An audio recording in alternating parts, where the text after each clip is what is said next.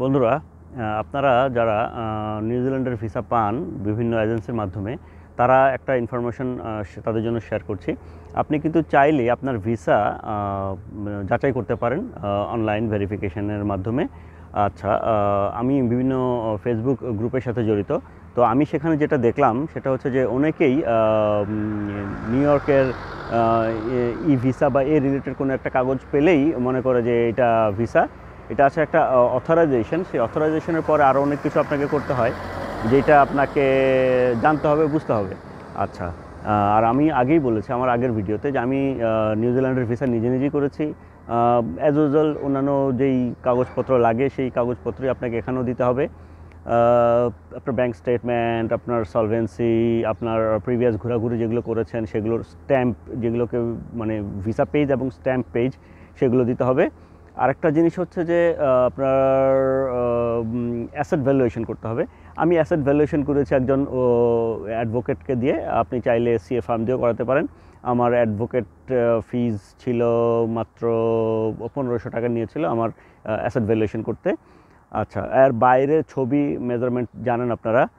আরেকটা হচ্ছে যে অনলাইনে আবেদন করতে হয়, যে কোনো এজেন্সিকেই দিলেই আপনাকে আবেদন করে দিবে, এতটুকুই। আচ্ছা, আমি যেটার জন্য আজকে আপনাদের সামনে উপস্থিত হয়েছি সেটা হচ্ছে, দেখেন, ভিসা কিন্তু এত সহজ না, আবার এত কঠিনও না, এটা ঠিক।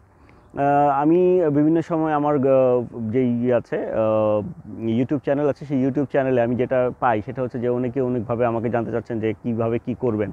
তো আমি তাদেরকে বলি যে আপনি যদি কোনো একটা এজেন্সির কাছে যান, এজেন্সি আপনার কাগজপত্র দেখে একটা কথাই বলবে, সেটা হচ্ছে যে ভাই আপনি তো এক পা নিউজিল্যান্ডে চলে গেছে বা এক পা আমেরিকা চলে গেছে, খালি কাগজপত্র দেন, আপনি ক্যাপাবল, আপনি যেতে পারবেন ইউরোপের কান্ট্রিতে।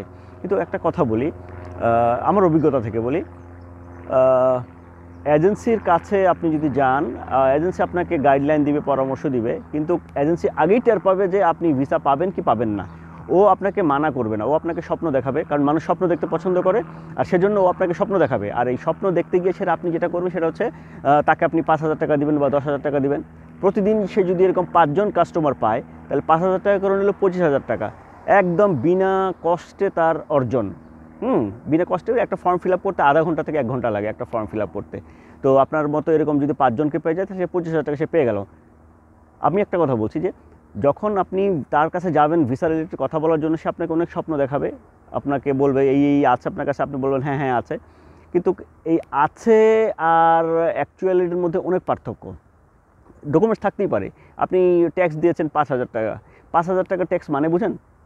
মান্থলি ইনকাম 30,000 টাকা, 35,000 টাকা, 40,000 টাকা আপনার মান্থলি ইনকাম, 5,000 টাকা ইনকাম ট্যাক্স দিলে আপনার ইনকাম ট্যাক্সটা হতে হবে মিনিমাম 50,000 টাকা, তাইলে আপনার মান্থলি ইনকাম 1 লাখ টাকা হবে যদি আপনি ট্রাভেল ভিসায় আসতে চান, ট্যুরিস্ট ভিসায় আসতে চান, যে কোনো দেশেই। আচ্ছা, এইটা আপনারা বুঝেন না, আপনারা মনে করেন আমি তো ট্যাক্স দিই, 5,000 টাকা ট্যাক্স দিই, আর এজেন্সিও বললো যে হ্যাঁ ট্যাক্সের ব্যাপার হলেই হবে। এই মানে টেকনিক্যাল পয়েন্টগুলো এজেন্সি আপনাদেরকে বলে না।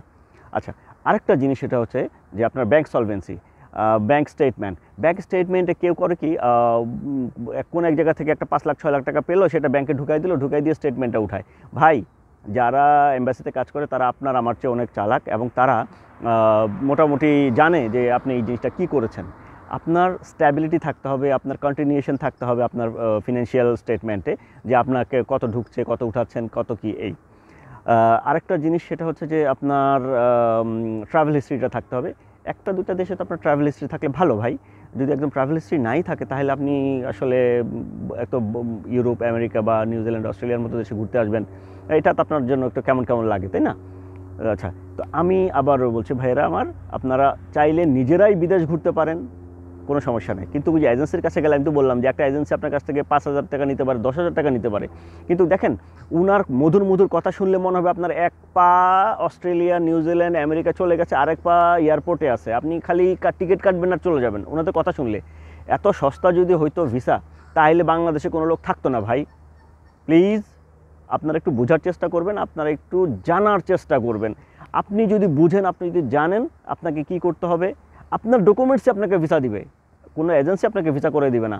হ্যাঁ, তো এই মানে ফেসবুকে বিভিন্ন এজেন্সির যেই অ্যাডগুলো দেখি, সেটা দেখলে তো মনে হয় ওরা সব বাইরে পাঠিয়ে দিচ্ছে।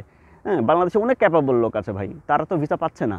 তো কেন পাচ্ছে না? নিশ্চয়ই কোনো একটা কিছু ত্রুটি আছে। সেই ত্রুটিটা আপনাকে ওভারকাম করতে হবে, ত্রুটিটা আপনাকে সামলাইতে হবে। দেন আপনি বলতে পারেন যে না ঠিক আছে, আমি এখন ক্যাপাবল। ডকুমেন্টস একটা ম্যাটার করে, আমি আবারও বলছি।